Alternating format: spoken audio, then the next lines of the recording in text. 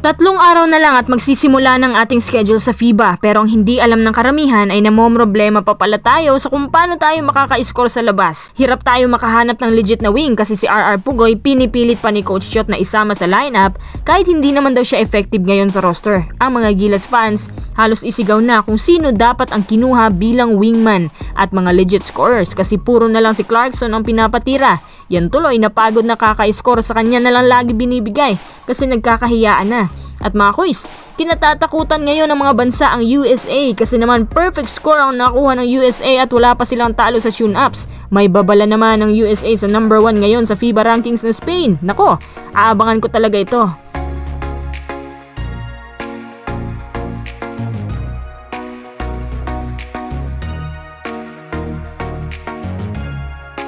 Bago tayo magpatuloy, kung nais mo suportahan ang aking channel, just click subscribe and share.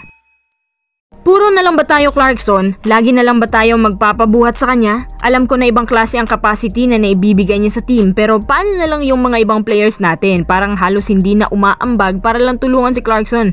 Ang isang tinitingnan ng Gilas ngayon ay itong si Pugoy dahil hindi na raw ito nagiging effective.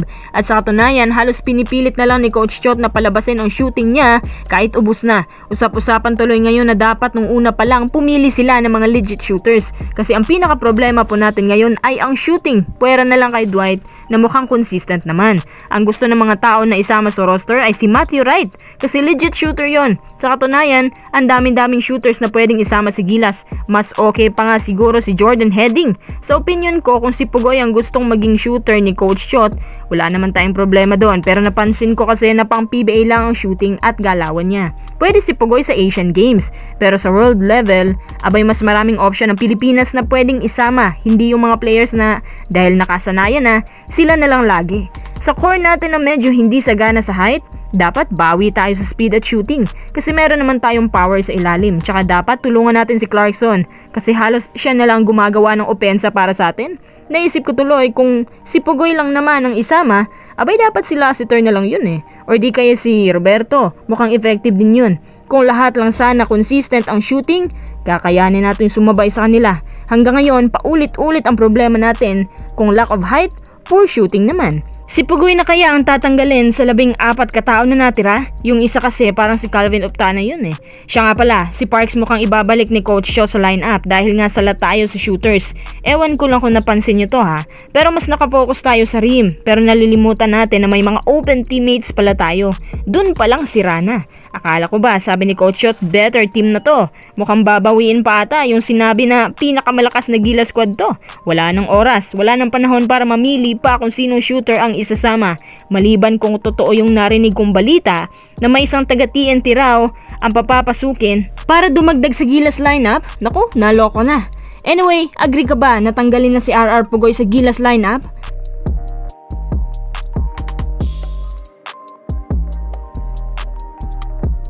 Dahil FIBA World Cup naman ang ating pinag-uusapan, abay ang sinasabing maghahari ngayon sa lahat ng bansa na USA ay kinatatakutan po yon. At alam nyo ba na nagbabala ang USA sa lahat dahil babawiin daw nila kanilang trono. Ang ibig nilang sabihin ay ang Spain na former FIBA World Cup champion. Sisiguraduhin daw nila na ipapatikim nila muli yung bagsik ng USA na naudlot ng mga nakaraang 3 taon kasi ang pinalaro puro mga rookie na parang kakadraft lang sa NBA tapos wala pa masyadong experience sa world level.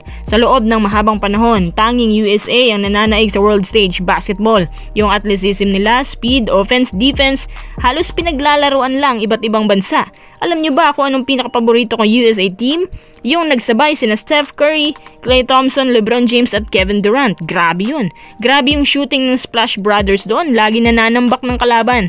At halos ganun din ngayon ang USA. Ang USA ang isa sa mga dambuhalang national team na pinakahinihintay na dumating sa Pilipinas dahil puro NBA players lahat. Syempre mga Pinoy fans, pafansay na agad yan. Special mention naman ang Lakers rising star na si Austin Reeves at ang Minnesota Timberwolves sniper na si Anthony Edwards. Bukod sa kanila, special mention din yung nananawagan ng gold medal ang former Italian player na si Paolo Banchero.